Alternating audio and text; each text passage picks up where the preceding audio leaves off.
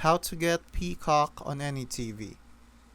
I'm going to tell you how to get Peacock on any television, smart or not. If you've got a smart TV, start by going to the App Store, like the Roku Channel Store, Samsung Smart Hub, LG Content Store, or Google Play on Android TV. Search Peacock, download it, open it, and sign in or sign up. If your TV isn't smart, don't worry. You can still get Peacock using a streaming device. Plug in a Firestick, Roku, Apple TV, or Chromecast with Google TV. Go to their App Store, search for Peacock, and install it.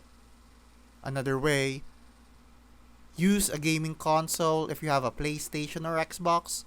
Just go to their app section, search for Peacock, and you're set. And if none of that works, connect your laptop to the TV with an HDMI cable. Open Peacock on a browser and stream directly.